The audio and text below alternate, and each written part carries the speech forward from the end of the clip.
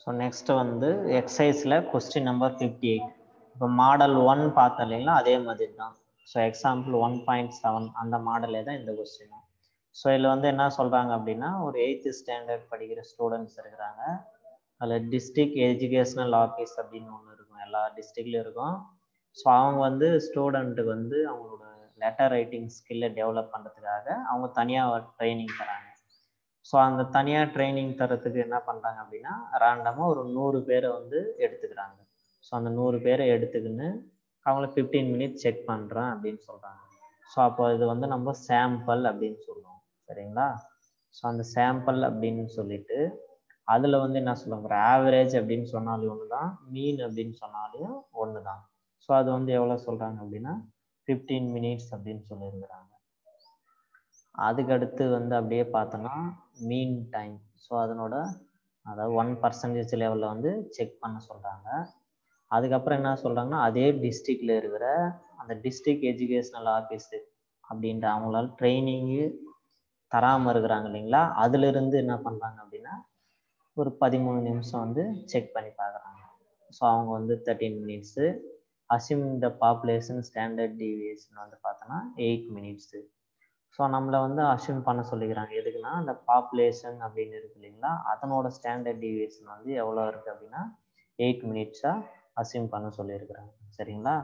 So அப்போ first வந்து நம்ம பார்த்தோம், எங்கள் மீன் அப்படின்னு வருதா, அப்போ மீன் அப்படின்றது இதுவாக எடுத்துக்கணும், ஸ்டாண்டர்ட் டீவியேஷன் வந்து இதுவாக எடுத்துக்கணும். அப்போ step 1. So let mu and சிக்மான்றது என்னன்னு சொல்லுவோம், mean and standard deviation of the population அப்படின்னு எழுதிடுவோம். அப்போ மியூ அப்படின்றது மீன், சிக்மா அப்படின்றது ஸ்டாண்டர்ட் டீவியேஷன். சிக்மா வந்து எவ்வளோ சொல்கிறாங்கன்னா 8 அப்படின்றது எடுத்துக்கிறோம். ஸோ அப்புறம் கிவன். ஸோ என் வந்து அந்த 100, எக்ஸ் பார் அப்படின்றது வந்து 15. அதாவது இது வந்து சாம்பிள் அப்படின்னு சொல்லிக்கிறாங்க இல்லையா. ஸோ அந்த சாம்பிளோட மீன் வந்து இது. ஸோ அதனால தான் x bar equal to 15. So mu equal to 13 அப்படின்னு எழுதுகிறோம். ஏன்னா இது வந்து பாப்புலேஷன் அப்படின்னு இங்கே கொடுத்துருக்காங்க பாருங்க. ஸோ அதனால இந்த பாப்புலேஷனோட மீன் இதாக எடுத்துக்கிறோம், ஸ்டாண்டர்ட் டீவியேஷன் வந்து இதாக எடுத்துக்கிறோம். So mu equal to 13, sigma equal to 8. So அதில் ஃபஸ்ட்டு நல் ஹைபோதீசிஸ் எப்படி டிஃபைன் பண்ணோம், h not such that mu equal to mu not அப்படின்னு போனோம். மியூ நாட்டுக்கு பதில் தான் அங்கே ஆன்சர் இருக்குது 13. ஸோ அதனால் அதை போட்டாச்சு.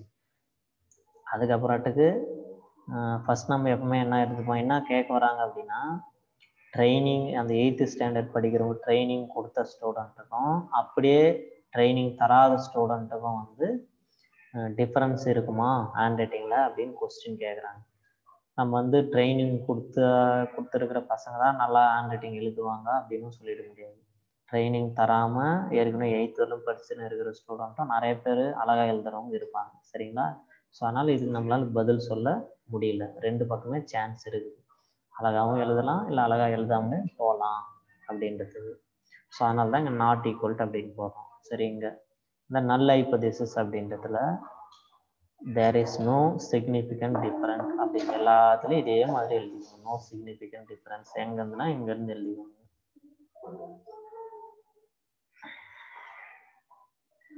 ஸோ அப்படியே அது எழுதணும். There is no significant difference between the mean time in this kind exercise required to the 8th standard of the district. So அவங்களுக்கு வந்து எந்த ஒரு டிஃப்ரெண்ட்டுமே இல்லை அப்படின்னு இதில் ரிசல்ட் எடுத்துக்கணும். நெக்ஸ்ட் வந்து அல்டர்னேட்டிவ் ஹைபோதீசிஸ்.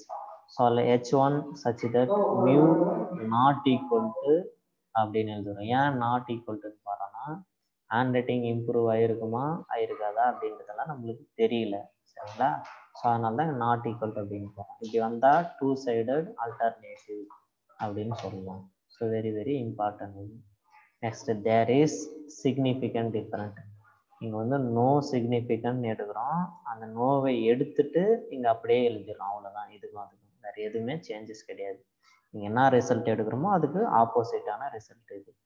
நெக்ஸ்ட் வந்து ஸ்டெப் 2 டேட்டா. ஸோ என் அப்படின்றதோட வேல்யூ பார்த்தோம்னா 100 இருக்குது, அதனோட எக்ஸ் பாரோட value 15, mu equal to 13, sigma equal to 8. So என்னோட வேல்யூ எப்பவுமே என்ன சொல்லிக்கிறேன்னா 30 விட அதிகமாக தான் இருக்கும், 30 இல்லை 30 விட அதிகமாக இருக்கும். Next level of significant 1% check பண்ண சொல்லிக்கிறாங்க, அதனால 1%. நெக்ஸ்ட் வந்து ஸ்டெப் 4. ஸோ டெஸ்ட் ஸ்டாட்டிஸ்டிக்ஸ் அந்த ஃபார்முலா ரைட் பண்ணியாச்சு. அதுக்கடுத்து calculation of test statistics. So அந்த ஃபார்முலாவில் இங்கே வந்து ஜட் இருக்கிறதுக்கு பதில் ஜட் நாட், மறுபடியும் அந்த ஃபார்முலாவை ரைட் பண்ணிவிட்டு அதோட வேல்யூ சேர்த்து இங்கே ரீப்ளேஸ் பண்ணியாச்சு. நெக்ஸ்ட் இதை வந்து சால்வ் பண்ணோம் அப்படின்னா என்ன வருதுன்னா, இதுக்கு ரூட் ஏற்றோம்னா 10. ஸோ இது வந்து மேலே போயிடும். அப்போ 2 × 10 / 8, 20 / 8. ஸோ இதை சால்வ் பண்ணோம்னா 2.5. அதுக்கடுத்து வந்து critical value or expected value. So H1ன்றது பார்த்தோம்னா 2 tail டெஸ்ட், அதாவது 2 sided alternative. 2 sided வந்தால் நம்ம ZE = Z alpha/2ன்னு போடுவோம்.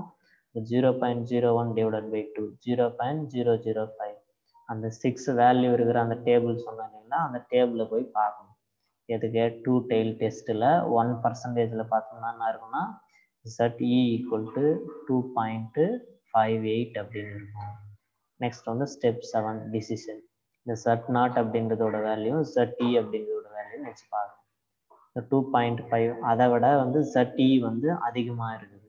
ஸோ அப்போ இந்த மாதிரி அதிகமாக இருந்தாக்கா H0 is accepted R do not reject. அக்செப்ட்னு சொன்னாலும் ஒன்று தான், do not reject அப்படின்னு சொன்னாலும் ஒன்று தான். At 1% level of significant. இப்போ இது அக்செப்டட் அப்படின்னு வந்துட்டா இப்போ வந்து என்ன ரிசல்ட் எழுதணும்னு பாருங்க. அக்செப்டடுன்னு வந்தால் நல் ஹைபோதீசிஸ் கீழே நம்ம என்ன எடுத்துருக்கிறோமோ அதை அந்த ரிசல்ட் எழுதணும். சப்போஸ் ரிஜெக்ட் ஆயிடுச்சுன்னா அல்டர்னேட்டிவ்ல என்ன ரிசல்ட் எழுதுகிறோமோ அது எழுதணும். இப்போ வந்து அக்செப்டடுன்னு வந்துக்குது. ஸோ அதனால் வந்து இந்த நல் ஹைபோதீசிஸில் என்ன ரிசல்ட் இருக்குதோ அதை எடுத்து அப்படியே எழுதிடணும். ஸோ அதை அப்படியே எடுத்து எழுதியாச்சு. ஸோ இவ்வளோதான் இந்த சம். ஸோ ஃபஸ்ட்டு மாடல் வந்து முடிஞ்சிடுச்சு. நெக்ஸ்ட் மாடல் வந்து அப்புறம் பார்க்கலாம் நெக்ஸ்ட் கிளாஸில். தேங்க்யூ.